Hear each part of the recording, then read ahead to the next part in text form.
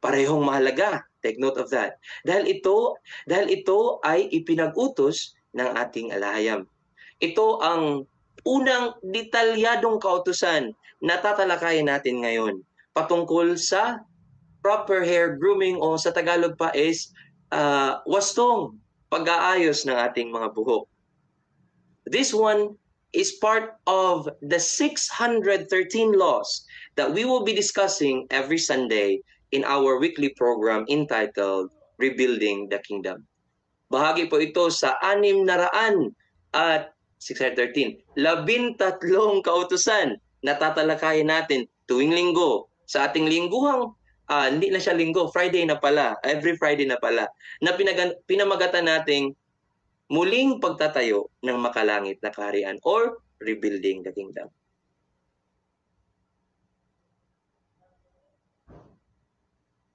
Pasensya po at nagloloko ang camera po. As we have mentioned earlier, there is no kingdom or country that will last long if there is chaos and if there is lawlessness, no? Na-remember niyo po yung mga minamahal, itong Sodom and Gomorrah. These are two places that were in chaos and that were in lawlessness. And because of these reasons, our alahayam decided to destroy these lands, including their inhabitants. Gaya ng nabanggit natin kanina, walang kaharian o bansa ang magtatagal kung mayroong mga kaguluhan or chaos at kawalan ng batas or lawlessness. Ano pa po? Kagaya po sa nakikita niyo po dyan sa screen, itong dalawang lugar pong ito ay wala na pong kaayusan at talamak na po yung kasamaan dahil hindi na po sila sumusunod sa mga kautusan ng ating alahayam. At yun po ang dahilan kung bakit nagpasya ang ating alahayam na sirain ang lupain kasama ang mga naninirahan nito. Pero bago po ang lahat, mga minamahal, bago po natin tatalakayin directly yung mismong topic po natin, saan po kaya dito, sa mga litratong ipapakita ko po sa inyo, ang tama at naaayon sa kalooban ng Aba? Is it A? Yan yung picture na nakikita nyo po, i-flash ko po muna. B, C, D, E, or F? Ayan. Which one do you think has the proper grooming that is in line within the Torah na siyang gusto ng ating alahayam para sa kanyang mga pinili? Is it A, itong patisoy na inahitan ang bandang taas lang ng buhok? No? Nakita niyo po dyan. Is it B, itong kapatid natin, no? Ito, letter B, kapatid natin from the tribe of Judah na ang ganda ng pagkaahit ng mga edges ng kanyang buhok? Is it C, itong isa na nagpahaba ng balbas pero sinagad ang pagkaputol ng kanyang buhok sa gilid? Is it D, itong picture ng lalaki na nag-shave ng kanyang ulo at pinaiwan lamang yung gilid? Ayan. Pinahaba pa niya yung gilid at umiikot-ikot pa yan, no? Nagki-curve-curve pa. Or letter D, itong picture ba to na parang si Mr. Suave? Nahaba na ng bigote. Or letter F, by the way, hindi po yan si Rui, mga kapatid, ha? Hulma lang po yung buhok. Ayan po. Pili po kayo dyan. Is it A, B, C, D, E, F? At panghawakan niyo po ang inyong mga kasagutan. Kasi isa-isa po nating matatalakay ang mga yan. And we will come up with only one answer at the end. Ayan. Dako tayo ngayon sa ating guide question. So meron tayong guide question, 6 guide questions for tonight. Ito po yung magiging guide natin para po sa magandang talakayan sa ating topiko. Yung number 1 natin is, what is the proper hair grooming for male? How about for female? How about sa ating mga kahanim? No? Ano po daw yung wastong pag-aayos ng buhok para sa mga kalalakihan, para sa mga kababaihan, at of course, para sa ating mga kahan? Is this proper grooming or hair grooming law, which was given to Moses more than 3,000 years ago, still in effect today. Hanggang gayon ba ay dapat pa natin itong sundin, no, ang mga utos na ito? What is the punishment for the defiance of laws, of any laws inside the Torah? Ano po yung mangyayari sa atin pag hindi natin sinunod ang mga utos na nasa Torah? And lastly, what are the fruits of obedience to the covenant laws? Ano po daw yung mga bunga, tama po ba yung pagkatagalog ko, yung magiging resulta pag tayo po ay sumunod? Now, unahin natin tong guide question number 1. Dito po sa Leviticus chapter 19 verse 27, iikot ang mismong discussion po natin patungkol sa wastong pag-aayos ng buhok sa mga kalalakihan. And take note, this rule is also applied not only for men but also for women. Ang kautusan pong ito, mga minamahal, ay hindi lang po para sa mga kalalakihan, but this one also applies sa ating mga kababaihan. Makikita po natin dyan sa screen yung iba't ibang versions ng pagkasabi ng naturang verse. Gagamitin po natin ngayon ang New International Version. Nakikita niyo po sa screen yung King James Version, yung New King James Version, yung English Standard Version, at saka yung New American Standard Version. Bibigyan lang po natin ng emphasis ang iba't ibang terminologies na gamit out from these versions. Now, dyan sa New International Version, yung pinakauna po, mga minamahal, anong sabi dyan?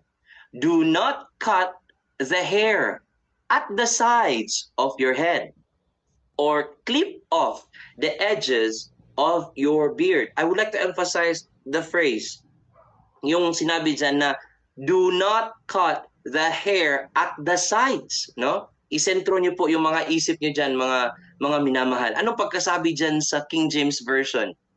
Ye shall not round the corners of your head. So meron tayong cut the hair at the sides.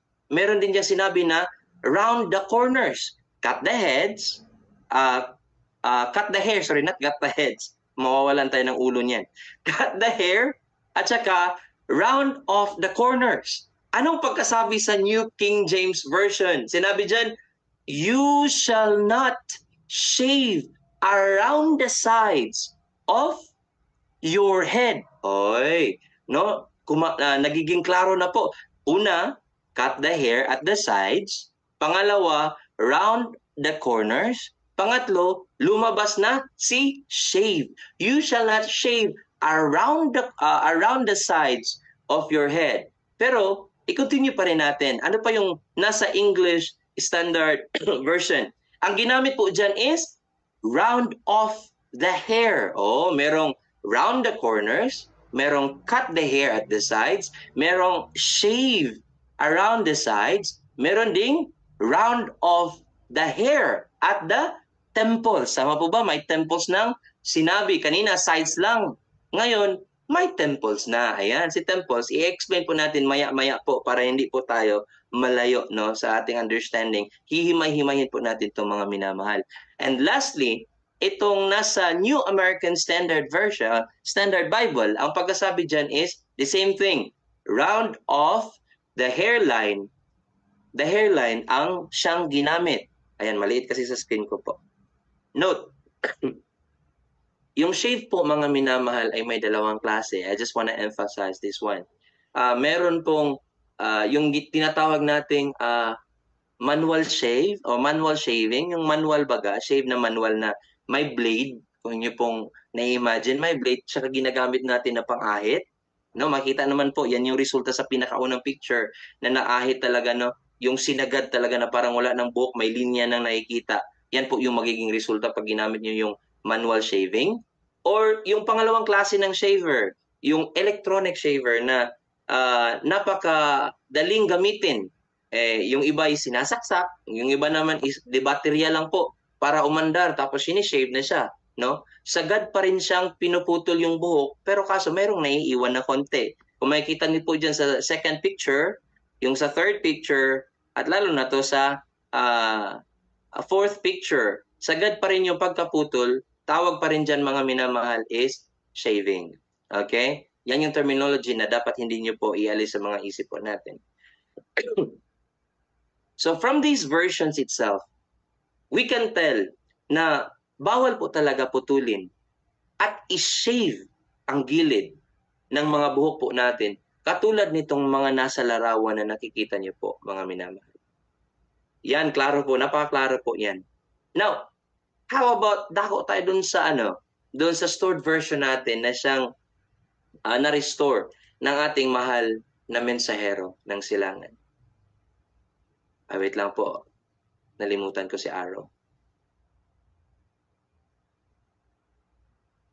Ayan. Leviticus chapter 19, verse 27. Ang sinabi po dyan mga minamahal is, do not cut the hair at the sides or locks of your head or clip off the edges of your beard. Huwag po daw nating gupitan ang buhok sa mga gilid ng ating mga ulo or gupitin ang mga gilid ng ating mga balbas. Now, tanong ko lang po, mali po ba ang term na ginamit dyan na locks? Mamaya po ay i-discuss po natin yan, yung mga importanteng terminologies na nakikita niyo po sa inyong screen. Yung nasa bandang ibaba, makikita niyo po yung word na locks, makikita niyo po yung word na sides, andyan din si temple, hindi itong temple na tinatayo natin yung temple lang nasa ulo natin. Tsaka yung word na clip off. Ayan, very important. Kung nag-aaral pa tayo ng ibang lingwahe, dapat malaman din natin yung mga importanteng bokabularyo. Ayan. Now, take note po mga minamahal. This verse itself, ang talatang ito po ay para po sa pangkalahatan. Nasabi dyan, this verse is for the general citizens of the kingdom. Pag sinabing, do not cut the sides or locks of your head and clip off the edges of your beard. Kung ito'y para sa pangkalahatan, para po ito sa inyo, mga minamahal ko. Kasi, sa amin pong mga kahanim, i-discuss din po natin yung very specific instruction na ibinigay ng ating alahayang para sa aming mga kahanim ay makikita po dyan sa Ezekiel 44 verse 20. Mamaya, himay-himayin din natin po yan. Sige po. Dako po muna tayo nitong mga bokabularyo na makikita mismo sa Leviticus chapter 19:27, yung mga bokabularyo na nasa baba, yung locks, sides, temple, tsaka yung word na clip off. Now, punta tayo sa lock of hair.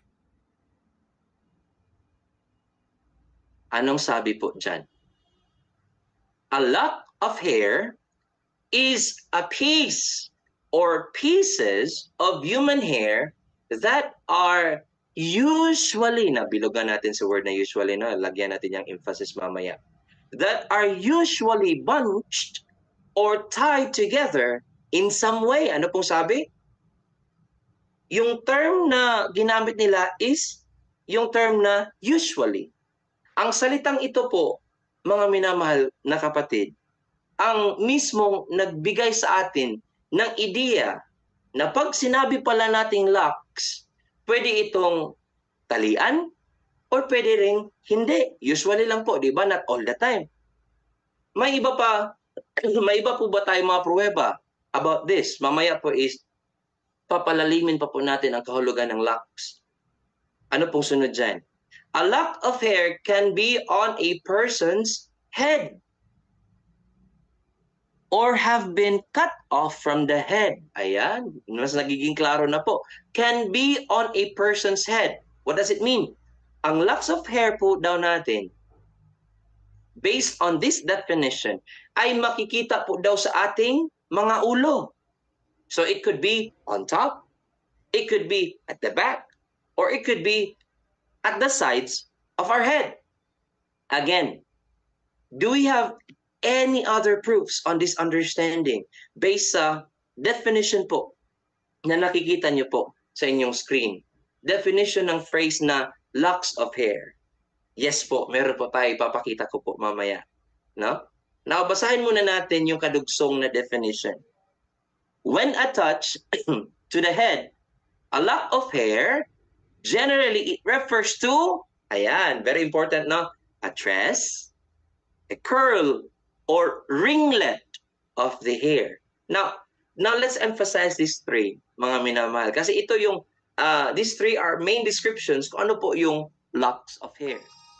Now, what is a tress? No? Yung pinakaunang description ng locks of hair. Ayan. Baka tanungin niyo po, ay, sa mga babae lang pala yan, Kahan Ed. Remember, sa Leviticus 19 verse 27, it applies both male and female para sa mga kalalakihan, para din po sa mga kababaihan. So kung ano mang dinidiscuss natin dito about the locks of hair, para po to sa ating lahat. Again, ang sabi po dito, tresses are long locks or curl of hair. Long meaning humahaba. Tama po ba?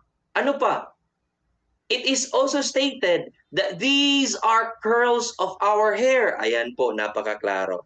Ang locks of hair po daw ay yung humahaba, umiikot-ikot, parang Sarah G lang. Ay, sorry.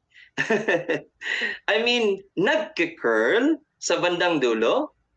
And that's what we call a tress or locks of hair. Humahaba, umiikot-ikot, nagki-curve-curve. Ang tawag po daw dyan is locks of hair. Isa pa, long and unbound. No? Long and unbound hair of a person. Humahaba, balikan ulit natin, no? Idugsong-dugsong natin. Humahaba, umiikot-ikot, nagki-curve-curve, tinatalian man or hindi. Tama po ba? Unbound. Kanina, di ba, tinatalian, usually tied, but dito, unbound, so pwedeng hindi talian. Oh, magkatugma po ba? Ito mga nababasa natin sa harap po ng screen natin, sa definition po kanina sa nabasa po natin about what is lock of hair. Nagkatugma po ba sila? Ay, opo. Napakaklaro di po ba? Yung pinakahuli dyan, tresses are long strands of woman's hair. Yung pinakahuli dyan is, yung iba po daw na, wait, nawala ako. Long strands, ayan. Yung mga mahabang buhok ng mga kababaihan or even sa mga kalalakihan. Naging example lang po ang mga kababaihan kasi kami mga lalaki din naman, mga minamahal is, hindi din naman kami nagpapahaba ng ganito kahabang buhok. Tama po ba? Yung andyan po mga minamahal sa screen nyo po, itong mga pinapahaba nila dyan, kalimitan, yung ibang mga babae is tinitirintas po nila ito, no? Kapag ganito na po yung kanilang mga buhok, mahaba, kumukulot na, sometimes tinitirintas po nila ito. Kung sa Bisaya pa, ginasalapid, no? Kung nakikita nyo po yung mga kapatid po natin from the tribe of Judah, ang tawag po nila dyan is, kung familiar po kayo yung dreadlocks, mga minamahal, yan po yung tawag nila dyan. Pero sa atin, I'm not sure kung merong nagdi-dreadlock sa atin. Ang alam ko lang is may ginasalapid or tinitirintas.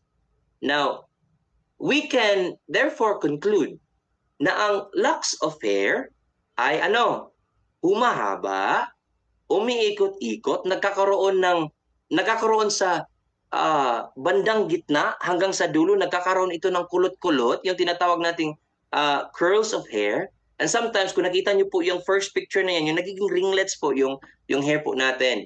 Yan po ang tinatawag nating tresses or locks of hair. Maliwanag po ba, mga minamahal, ang definition ng locks of hair? Now, baka natanong nyo, Kahan Ed, bakit po ito yung naging topic po natin na locks of hair? Why are we emphasizing these terminologies, yung locks, sides, ano pa yung nasa kanina? Temple, tsaka yung clip-off. Why are we emphasizing these terminologies? Meron kasing Meron kasing tumalon sa labas. Hindi naman po siya koneho or kangaroo, pero mahilig tumalon, no? Kaya andun na po siya sa labas. Di ba? Pinapatawa ko lang po kayo.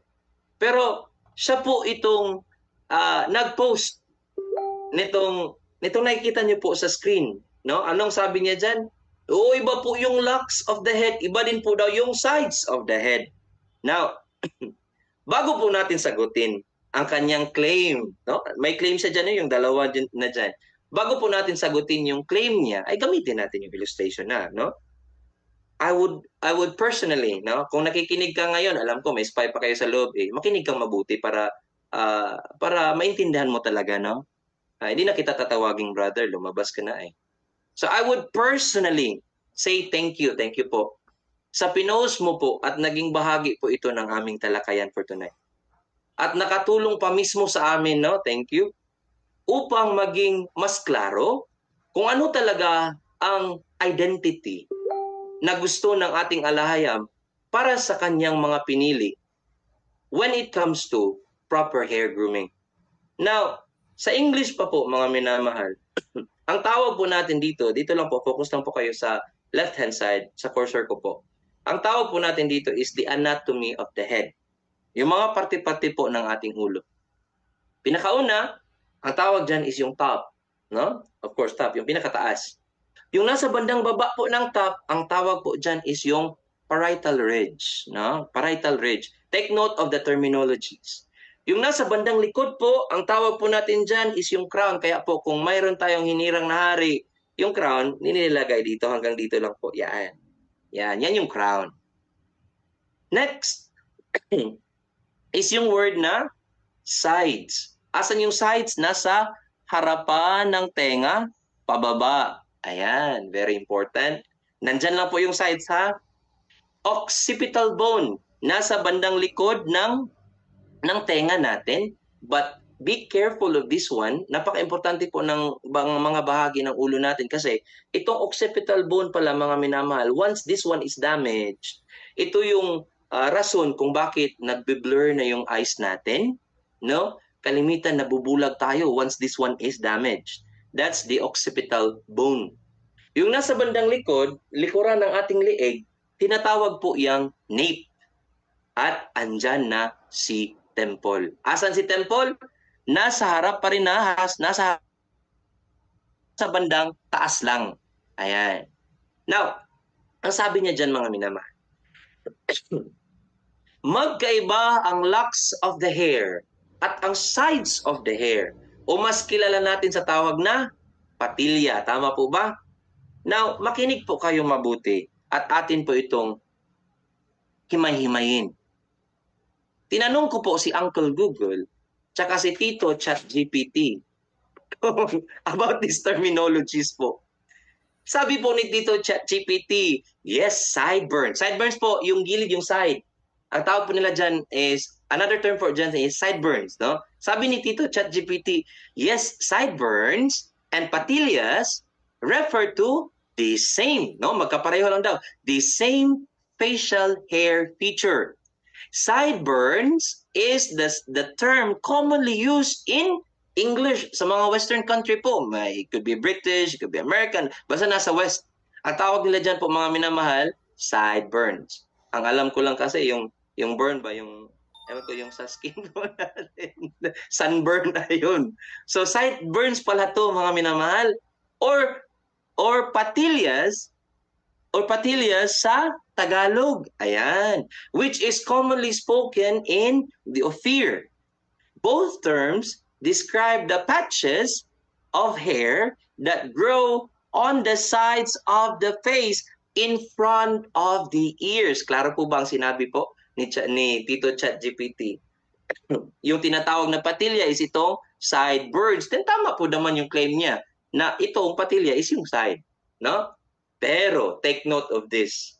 Sabi ni Uncle Google, yung patilya po daw, no? Base po sa Google, yung patilya po daw is galing sa wikang Espanyol. Ito po ay nangangahulugang, maliit sa screen ko, nangangahulugang side piece or temple. Ayan. So, kasali pala si temple dito, kasali pala si temple sa tinatawag nating patilya or sideburns. Kaya po, kapag hindi po natin ito pinupuputulan dito sa temple po natin, hanggang dito sa sides po natin or sideburns, ay kusa po itong anong nangyayari? Kusa po itong hahaba, kusa po itong iikot ng iikot sa bandang dulo, and they will become what? Curls or ringlets of the hair. And this is a perfect example of what? The locks of your hair. Are they not related? Sabi niya, magkaiba daw yung locks, magkaiba pa daw yung sides. Nakikita niyo po yung first claim niya? Are they not related? Are they not connected? Kung niyo pong naiintindihan ang discussion po natin mismo ngayong gabi, you can easily answer the question. Now, klaro na po ba sa lahat kung saan dyan ang hindi natin dapat putulan? No? Dito na yung parietal ridge. Baba lang ng konti, andyan na yung temple. Kaya nga, may sinasabi tayong sentido común. Kung sa Tagalog yung temple, sentido común. Gumaganon tayo, di ba? Think. Andyan yung temple natin po, mga minamahal. Anong sabi dyan? Hindi natin dapat putulan or i-shave or i-round off sa bahagi ng ulo natin from the temple going down to our sideburns. Now, ibalik ko po sa inyo ang tanong. Hindi po sa inyo mga minamahal. Ibalik ko po sa nung isang tumalon sa labas ang question. Kasi kini-question nyo ang mga terminologies na meron kami dito sa makalangit na kaharian. By the way, yung Torah naman kasi, kung inyong naaalala, ay para lang talaga sa amin dito sa loob ng kingdom. Yan ang mismong sinabi ng aming mahal na mensahero na siyang tinawag din natin noon na mahal na sultan. Kaya kung ano man ang ituturo namin dito sa loob, ito po ay para lang talaga sa tagaloob. Hindi kayo kasali na nasa labas. Masakit man sa tenga, but whether you like it or not, nandirito ang kawan na siyang tinipon ng ating mahal na mensahero.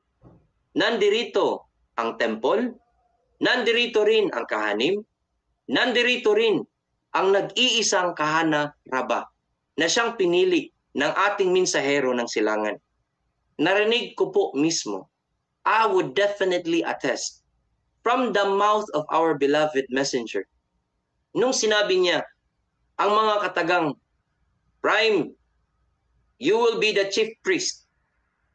Now, can we question the words of our beloved messenger from the east?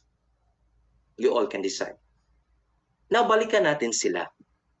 Yung mga lumabas at pinalabas. Kung meron man kayong kawan na hawak-hawak dyan, ay aba, hawakan nyo lang talaga ng mabuti.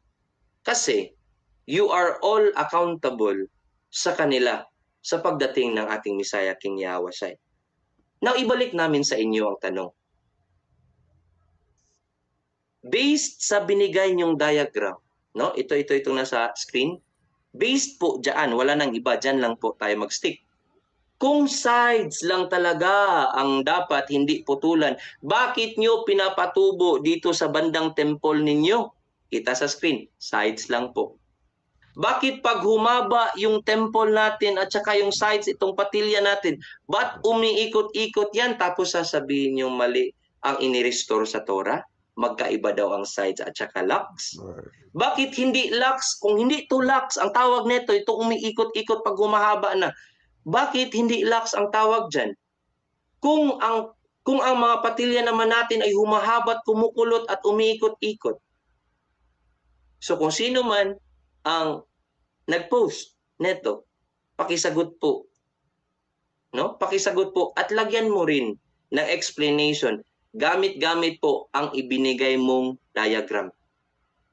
At paki-explain din po ang next slide po namin. Tingnan niyo po ng mabuti. Ayan. Tingnan niyo po yung ginawa nila sa mga Ehipto. Egyptian boy, sorry. Even sa paglaki nila, yan pa rin ang ginagawa nila sa mga ulo nila. Now, you might be saying, why gumagamit tayo ngayon ng Egyptian references, no? Hindi naman to para sa atin. But I just want to emphasize the terminologies, if that's okay po sa inyo. Kasi pinipilit yung sinasabi nyo na magkaiba yung locks tsaka side. Now, tingnan nyo po dyan, mga minamahal. Tingnan nyo po ang buhok, no? Na naiwan sa bandang temple niya, sa bandang temple part ng ulo niya, na siyang kadugsong ng kanyang patilya. Ano daw ang tawag? Locks of Horus. A lock of hair. Maliwanag po ba, mga minamahal? Sino si Horus? Huwag niyo nang itanong po, please. Huwag niyo nang itanong mamaya kasi pati ako, hindi ko yan kilala. Hindi din naman importante yan sa atin. Okay po. Doon na lang tayo sa buhok. Sa buhok na lang, yung terminologies na lang po. Hindi po natin pwedeng tawaging lock of hair ang patilya natin na hindi po daw pwedeng tawagin na lock of hair. Ano ba itong nasulat ko? Ang patilya natin na nagsisimula sa temple na siyang kadugsong sa tinatawag nilang sides or sideburns, na siyang natural na humahaba at umiikot. This is just one proof, kung nakikita niyo po itong nasa screen, this is just one proof na locks of hair pa rin ang buhok na tumutubo at umiikot-ikot sa gilid ng ulo natin. Now, mali po ba si Kahanaraba na nung sinabi niyang locks of hair? Kung inyo pong naiintindihan, once again, ang siyang topiko po natin ngayon, madali niyo lang po itong sagutin. Now, punta naman tayo, klaro na po tayo mga minamahal nung locks of hair po. Punta naman po tayo sa terminology na ginamit na, ayan, clip off. Based on its similar definition, ang clip off po daw ay nangangahulugang to cut, to trim off, peel off, shave off, strip off, lop off, tsaka cut back. Baka matanong niyo po, Kahan Ed, yung word na clip, di ba, para bang naglagay ka lang ng clip sa balbas mo, para bang natalian lang? Wag po sana kayong maguluhan, no, sa mga terminologies na nasa screen. This is what we do for us to easily understand things, lalo na sa lingwahe na hindi po atin. Hindi po natin pwedeng ihiwalay ang ibig sabihin ng cliff at saka ang ibig sabihin ng off, no? Kasi magkadugsong po iyan. Just for the sake of clarity, pag sinabi nating phrasal verb, ito po yung mga action word na kapag dinagdagan mo pa ng isa, ang meaning mismo nito ay maiiba. The phrasal verb, clip off, basahin natin sa screen, generally means to cut or remove something quickly and decisively. Madalian na pagtanggal, tama po ba ang pagkatagalog? Nasa intention man na i-cut or i-remove ang buhok. Often with the use of scissors, pwede gunting, shears, yung kapag tinatanggal yung balahibo yung ginagamit nila sa pagtanggal ng balahibo ng tupa, kung inyo pong nai-imagine, yan yung tinatawag nating shearing, or any similar cutting tools. It implies a swift and clean removal, no? Malinis na malinis yung pagka-cut. So, makikita po natin dito, mga minamahal, na bawal na galawin natin ang ating mga balbas, of course, ang ating mga patilya. Bawal po natin itong galawin, i-disfigure, putulan, ahitan ang ating mga balbas.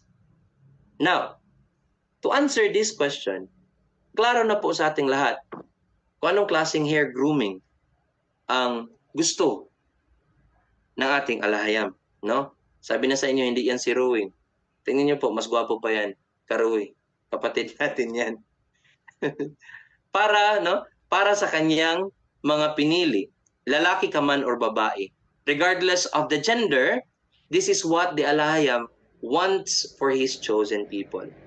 For the general members of the Kawan, hindi talaga natin dapat putulan ang ating patilya from the temple down to the sideburns. At yung ibang, pero yung ibang parte naman ng buhok ay pwede naman nating gupitan o triman. No? Pangit naman siguro kasi ang nandyan, ang na-emphasize lang talaga dyan is yung gilid ng buhok natin, yung sa temple pababa, yung side ng buhok natin. Baka itanong nyo mamaya, so dyan lang naman yan sa gilid, pwede na sa likod. Tingnan nyo sarili nyo mga kapatid, kung maganda ba kayo tingnan, kung dito makapal, tumataas, kumukulot, tapos dito naka-shave, dito sa likod. Kayo na po bahala sa itsura nyo po. I would definitely suggest, triman nyo po ang mga buhok nyo. Ipantay nyo po kung gaano na po kakapal, di ba dito po, mga minamahal, bawal nga putulan. So kakapal talaga yan, haba talaga yan. So mas maganda mga minamahal na triman nyo lang, ibagay nyo po ang buhok nyo po. Huwag nyo na lang i-shave, no? Remember, iba yung shave, iba rin po yung trim. Yung shave, sagad. Yung term is sagad talagang pagkaputol, konti na lang yung naiiwan. Yung trim, pinuputulan mo lang, pinapantay mo lang yung buhok mo.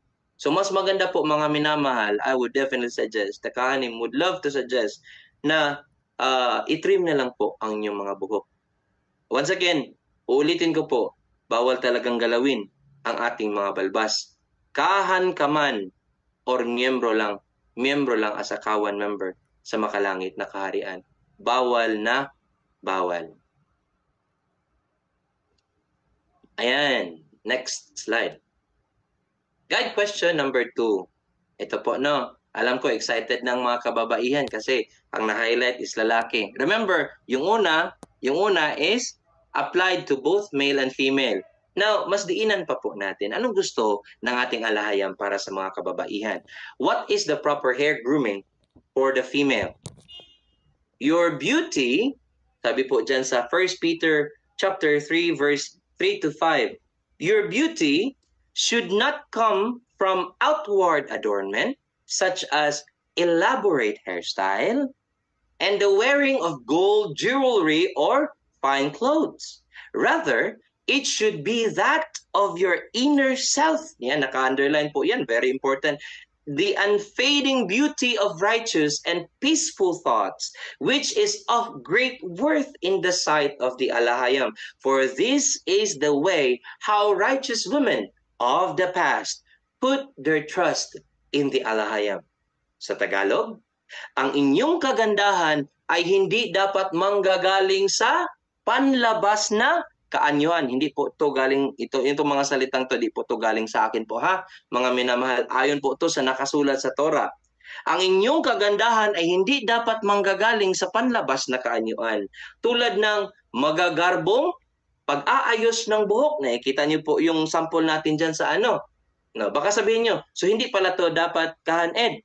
Ang sinabi dyan, dapat hindi nanggagaling sa panlabas. Ang kagandahan dapat nasa panloob. Pero hindi po sinabi dyan na bawal kayong magpaganito. No? Ulitin ko po. Tulad ng magagarbong pag-aayos ng buhok, for example, kahit hindi naman po kinakailangan, but you just want to show off how good looking you are when it comes to your hairstyle. Pero hindi naman ito magiging issue po no sa atin. Kasi pag tayo naman ay nasa house of prayer po natin, may mga cover naman po ang ating mga buhok, ng mga buhok ng ating mga kababaihan as a sign of humility and for all men to be kept away from temptation. Kaya po, kina-cover po talaga natin, hindi natin pinapakita ang ating mga buhok. Ano pa? Yung mga, yung mga pagsusuot ng ginto, no? Mamahaling alahas, ayan. Kahit na malengke ka lang, you want to know how, you want everyone to know how rich you are. Suot-suot mo pa yung mga mamahaling alahas mo, which is, again, not necessary thing to do. Kahit wala namang event or importanteng mga okasyon, ayun ka, binabalandra mo sa harap, no? Yung yaman mo po, which is very unnecessary. Kung nakikita niyo man po itong picture na nasa gitna po, I know ito yung mga kapatid natin ng mga Indian at ito po yung part of tradition po nila lalo na't kinakasal po sila. No, may event po 'yan kaya meron yung mga gold. Tsaka yun yung naging tradition po nila mga minamahal. Pero yung pagsusuot ng ganito sa atin tapos mamamalengke ka lang pala, suot-suot mo yung napakaraming mamahaling alahas, tapos bibili ka lang pala ng 1 kilong talong, ay ibang usapan na po yun. Once again po, bear in mind the word excessive or more than necessary. No? More than what is necessary. Same goes po sa mga magagarang kausuotan po natin. Dapat ngayon po ay ipinopromote na po natin ang mga damit, no? Mga damit pang-offer yan para mas lalo po tayong makilala sa buong mundo. But once again, there is time for everything. Alam kong may mga kapatid na po tayo ngayon na naka-assign to make specific designs para sa ating lahat, mga kapatiran. Ayan. Dako tayo sa bandang verse 4. Anong sabi po dyan? Sa halip, ang kagandahan ay dapat nagmumula sa ating mga kalooban. Our beauty should not come from the outward appearance. Instead, it should be from the inside, the inner self. Sabi pa nga dyan sa naka-underline. At ano pa? Dapat daw, tayo daw dapat ay may, ano ba yan sa Tagalog? Righteous thoughts. May mga matuwid na kaisipan. Hindi po yung puro na lang marites. Kahit yung mga maliliit na mga bagay, binibigyan ng kulay. Hindi po sana ganun. Ang gusto ng ating alahayam, you need to have what? Righteous and peaceful thoughts. No? Instead of thinking about the lapses, yung mga kakulangan ng ating mga kapatid, think of something else that would help him to become better. Rightful and, righteous and peaceful thoughts. Magkaroon na po tayo ng kumpiyansa sa isa't isa bilang mga magkakapatid dito sa makalangit na kaharian. Ang mga ito po ay importante, no? For this is the way how righteous, which is of great worth in the sight of the alahayam. Ang mga ito po ay importante sa paningin ng ating alahayam. Ito po yung paraan kung paano nagtitiwala sa alahayam ang matutuwid na mga kapatid nating mga kababaihan sa kanilang kapanahunan in the old times. Now, just for an emphasis, kasi wala naman po tayong masyadong mababasa sa Torah, yung mga specific talaga, about the hair grooming, aside sa Leviticus 19 po no, na nabasa natin kanina, na na-apply din sa inyo, mga kababaihan, wala po tayong masyadong mababasa sa Torah about the hair grooming sa mga kababaihan. Pero ang gusto ng ating alahayam ay mas mabigyan pa po natin ng panahon na mas gumanda palalo ang ating pagkatao. Di tulad ng mga kababaihan sa labas, they are all focusing on material things, on those luxurious jewelries, dresses. Pero kung maka-look down naman sa mga nasa baba nila, wagas, todo, no? Ang gusto ng ating alahayam is for you to live a simple way, na mas nakaka-focus ka sa Kanya. And at the same time, na-apply mo po ang mga magagandang asal sa inyong sarili. Yung may obedience, no? May katuwiran, na may mapayapang pag-iisip while serving the living alahayam. Sana po ay naintindihan niyo po, mga minamahal. At sana okay pa po kayo, mga nakikinig ngayon. Note, pwede pa rin pong magpagupit kasi natanong po to sa isang kapatid po natin kung pwede pa rin ba daw magpagupit ang mga kababaihan. Remember Leviticus 19:27, yung mga gilid ng buhok natin. Of course, pwede pa rin magupitan yung buhok natin sa bandang likod or sa bandang taas. Pwede po, no? Trim na lang din po tayo. Now, baka itanong nyo mamaya, uunahan ko na kayo. Baka sabihin nyo, Kahan Ed, pwede din bang magpa-rebond? Kahan Ed, pwede din bang magpakulay ng buhok? Pwede naman po. Remember the word excessive, hindi yung sobra-sobra. Okay po? At nasa panahon po yung pagpapaganda niyo po. Okay lang man yan. Yun nga, sa mga iba nga sa atin sa kapatiran, pag tumatanda na, nagiging gray na yung buhok. Gusto nilang parang looking young sila, nagpapaitim sila ng buhok. Bawal ba yun? Pwede naman. Walang problema mga minamahal. Basta, wag lang yung sobra. For example, magpapakulay ka ng blue. Ay, halaka. Baka sa malayo, baka sa malayo sabihin, para kang si Doraemon, color blue yung buhok mo. Ay, kayo na bahala dyan. Or kaya, kung kilala na si Sonic the Hedgehog, kayo na bahala dyan. Color blue din po yun. O kaya, magpapakulay kayo ng yellow. Ay, hala kayo, baka magmukha kayong SpongeBob niyan. O kaya, si Pikachu. Doon sa malayo, nagpa-yellow kayo ng buhok. Kayo na rin po ang bahala niya. No, wag lang din po yung pink. Sabi din niya ng mahal namin sa hero, wag yung pink.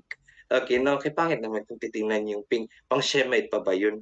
No, wag na po yung sobra-sobra. Ayan. But I know you do understand what I mean. Nagpapatawa lang po ako, pero I know you do understand what I'm trying to say here in our lesson. So ayan po, klaro po tayo ha, mga kababaihan. Mamaya po, kung meron po kayong katanungan, feel free po, andito po ang buong kahanim nakikinig po sa ating lesson. Now, bilis-bilisan natin mga minamahal kasi sumobra na ako sa isang oras. What is the proper grooming for kahanim? Ito, madali lang po ito siyang sagutin. Kasi, ilahad na po natin yung general. So, ito na lang siya is gawin lang natin siyang mas specific. Now, take a look at Ezekiel chapter 44 verse 20 tsaka Leviticus chapter 21 verse 5. Ano pong nakasaad dyan? They must not shave their heads. Ayan, very specific po mga minamahal na. So bawal talaga yung sinishave na yung sagad, kahit electronic shaver pa yan, bawal talaga yan sa amin. Sa kahit anong parte ng aming buhok, hindi lang po yung patilya ha. They must not shave their heads or let their hair grow long. So meron po ba kaming mga locks na umikot-ikot at humahaba? Meron po ba? Wala. Kasi bawal po kaming magpahaba ng buhok. But they are to what? To keep the hair of their heads trimmed. No? Without any explanation on this one, mga minamahal. Makikita nyo, very specific ang ating alahayam. No? For us to distinguish kung sino yung nasa general member ng kawan or sino yung mga kahan na kasama nyo po in that gathering. So malinaw po sa mga verses na atin pong nabasa, and it is very precise, no? Na kami pong nasa kahanim ay hindi po talaga pwedeng mag-ahit o mag-shave sa aming mga ulo. Whether we use the manual shaver, yung may blade, or yung tinatawag nating electronic shaver. At hindi rin po talaga kami pwedeng magpahaba ng buhok. And that includes our patillas. Kung inyo pong natatandaan ang announcement ng ating mahal na Kanaraba, his announcement was based on these excerpts that all kahans are not allowed to grow our hair long. Instead, we need to what? Anong sabi dyan? Trim them. I repeat, kami lang po sa kahanim ang pwedeng mag-trim ng patilya. But we need to make sure na ang temple namin dito sa bandang taas ng aming tenga, ang temple po namin ay magkadugsong sa tinatawag nating sideburns. Dapat magkadugsong pa rin po siya. Bawal yung sagad na pagkaputol, no? With these verses and ideas, we know and we already have a certain distinction between a normal kahan and the kahanim. Alam na natin ang pagkakaiba ng normal na kawan member sa mga kahanim.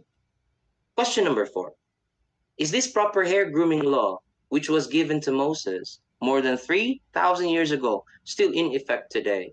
Basahin po natin sa Matthew 5, chapter 17, verse 18. Ano po pagkasabi dyan? Do not think that I have come to abolish the law, abolish the covenant laws, nor disregard the prophets. I have not come to abolish the law, but to confirm. Ay magre-resulta sa kaguluhan, yung chaos na nandyan, sa kawalan ng batas, yung lawlessness. I have not come to abolish the law, but to confirm them. For truly I tell you, as long as the heaven and earth exist, not the smallest letter, not the least stroke of a pen will by any means disappear from the covenant laws until everything is fulfilled. Huwag niyo pong isipin na naparito ako, hindi po ako ang ating alahayam, upang ipawalang bisa ang mga kautusan ng tipan or baliwalain ang mga propeta. Hindi ako naparito upang buwagin ang mga kautusan, ngunit upang kumpirmahin ang mga ito. Sapagkat katotohanan sinasabi ko sa inyo, hanggat may langit at lupa, hindi ang pinakamaliit na titik kahit ang isang kudlit ng panulat sa anumang paraan ay mawawala sa mga kautusan ng tipan hanggang sa matupad ang lahat. We have no right to change something out or anything out from the words of our alahayam. Even Abba Yahweh himself, no? Even Abba Yahweh himself never changed. Wala tayong kahit katiting na karapatan upang baguhin ang mga salita ng ating alahayam. Kahit nga si Abba Yahweh na ating alahayam ay hindi nagbabago. Ang alahayam ng ating mga kaninunuan ay siya ring alahayam natin hanggang ngayon. Malakay 3 verse 6, I, Yahweh, do not change. So you descendants of Jacob, Israel, are not consumed. Ever since the time of your ancestors, you have turned away. Tayo pa nga yung naiba, di ba po? Ang ancestors po natin is, lumiko sa daan? No? Ano ba yan? They have committed sin against Yahweh. Pero anong sabi dyan po? Ever since the time of your ancestors, you have turned away from my decrees and have not obeyed the covenant. Return to me, and I will return to you, says Yahweh Almighty. Kahit pa man ang iba sa ating mga ninuno ay tumalikod sa ating alahayam, but he remains faithful to his words, to his promises. Ang sabi pa nga niya dyan, return to me, and I will return to you. Our alahayam is very precise with his words. Our alahayam is very faithful in all his promises. He says he never changed. Then all his words will never change as well. Let's all return to him, mga minamahal kong mga kapatid. Follow his decrees and laws, and our alahayam will also return to us. Permado po yan ng ating alahayam. And this is already our time to adhere his instructions, na makinig sa kanyang mga utos. This is already our time to follow. Even the slightest laws, kahit yung pinakamaliit na kautusan that he mentioned inside the Torah, take heed, take the chance, and serve him wholeheartedly. So ang sagot po sa guide question number 4, if this proper hair grooming law still exists nowadays, the answer is a resounding yes. Napakalakas na yes. Tama po ba? Yada halalwaya alahaya. Guide question number 5, may dalawa pa po tayong i-discuss. What is the punishment for the defiance of the law? Any laws inside the Torah? Mababasa po yan mga minamahal sa Leviticus chapter 20 verse 22. Keep all my decrees and laws and follow them so that the land where I am bringing you to live may not vomit you out. You must not live according to the customs of the nations I am going to drive out in the land I am giving you, because they did all these things. I abhorred them. Sa Tagalog, panatilihin mo ang lahat ng aking mga utos at batas at sundin ang mga ito upang hindi ka isuka. Tingnan niyo po mga minamahal. Diyan, yung term na diyan, isusuka ka talaga. No, isuka ng lupain kung saan ko kayo dadalhin upang manirahan.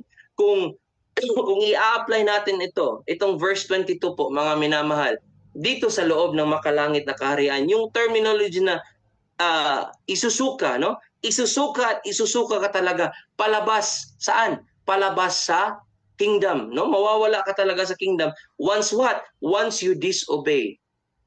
Not just the words of our alahayam, but also once you disobey the appointed ones. Kung sino po yung nakatalaga dyan sa taas, ay matatagpas ka talaga kung hindi mo ito susundin.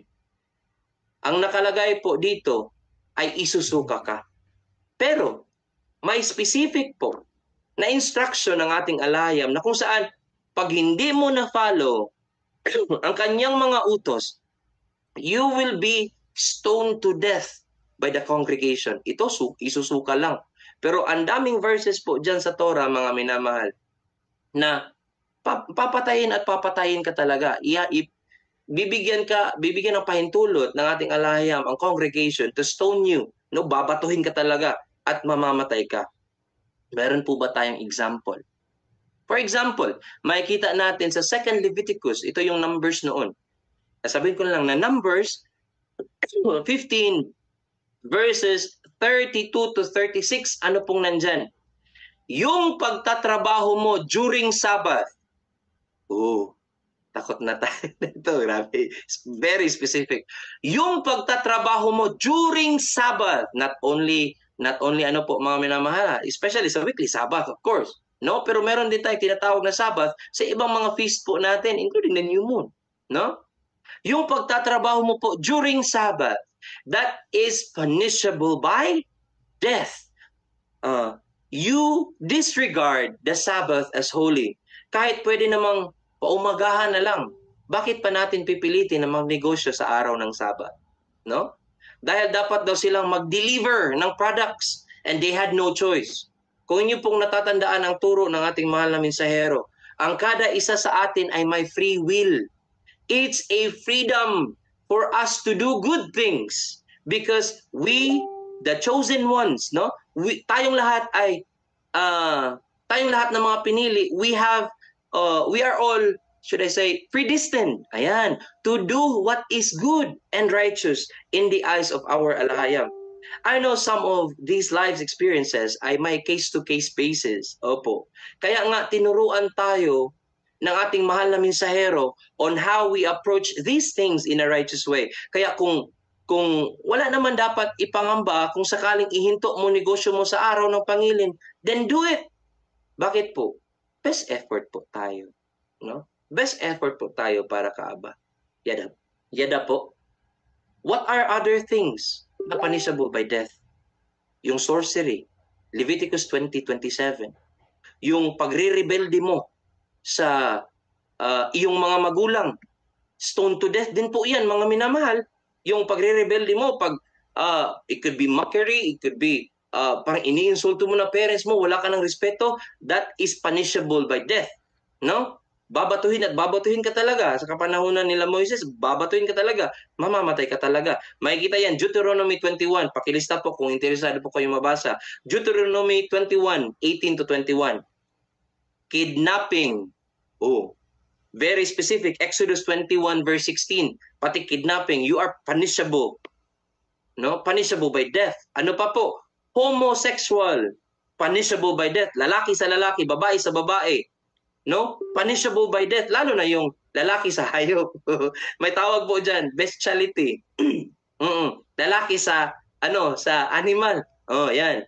Blasphemies o blasphemes sa pangalan ng ating alahayam, yung paggamit natin just to mock or whatever, ay punishable by death din po yan.